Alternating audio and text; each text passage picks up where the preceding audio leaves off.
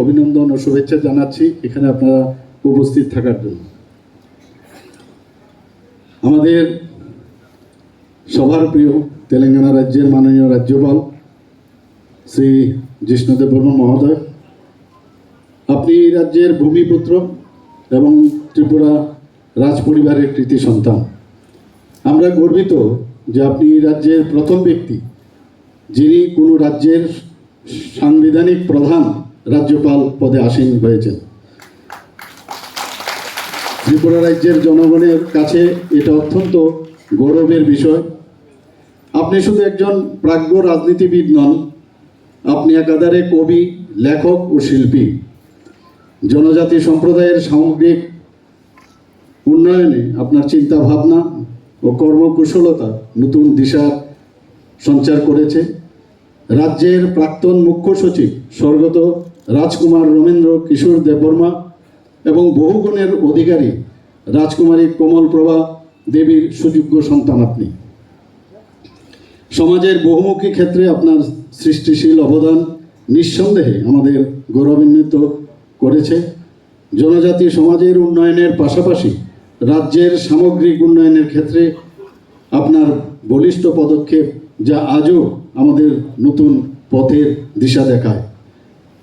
প্রচারের অন্তরালে থেকে নীরবে নিবৃত্তে আপনি কাজ করে চলেছেন। 1989 থেকে 1993 সাল পর্যন্ত আপনি নর্থ ইস্টার্ন কাউন্সিলের অ্যাডভাইজারি কমিটির সদস্য ছিলেন। 1993 সালে Indian national council for art and কালচারের ত্রিপুরা চ্যাপ্টারের দায়িত্ব থেকে আপনি এই অঞ্চলের শিল্প সংস্কৃতির বিকাশে গুরুত্বপূর্ণ ভূমিকা গ্রহণ করেছেন। 1993 সালে ত্রিপুরা থেকে বিজেপির ন্যাশনাল কাউন্সিলের সদস্য আপনি নির্বাচিত হন।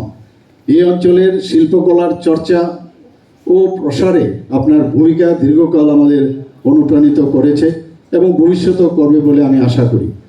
2018 সালে প্রথম বিজেপি শাসিত রাজ্য মন্ত্রিসভায় আপনি উপমুখ্যমন্ত্রী পদে আসীন হন এবং অত্যন্ত দক্ষতা ও নিষ্ঠার সঙ্গে অর্থ, পঞ্চায়েত, গ্রামোন্নয়ন এবং বিদ্যুৎ, বিজ্ঞান, প্রযুক্তি ও পরিবেশ এবং পরিকল্পনা ও সমন্বয়ের দপ্তরের দায়িত্ব পালন আপনি করেছেন। 5 বছরের এই মন্ত্রিত্বের সময়কালে প্রশাসনিক ক্ষেত্রে আপনার বহুমুখী সৃষ্টিশীল দৃষ্টিভঙ্গি রাজ্য প্রশাসনকে সমৃদ্ধ করেছে। নতুন সৃষ্টিশীল পরিকল্পনা গ্রহণ ও রূপায়ণের দিকে প্রশাসনকে ধাবিত করেছেন। উন্নয়নের ক্ষেত্রে নতুন নতুন পরিকল্পনা রূপায়িত হয়েছে। বিভিন্ন প্রশাসনিক সংস্কার ও স্বচ্ছতার সঙ্গে গ্রামীণ মানুষের জীবন জীবিকার ক্ষেত্রকে আপনি সম্প্রসারিত করেছেন। আপনার বলিষ্ঠ নেতৃত্বে রাজ্যে বায়োভিলেজ 2.0 প্রকল্পটি সফলভাবে আপনি বাস্তবায়িত করেছেন।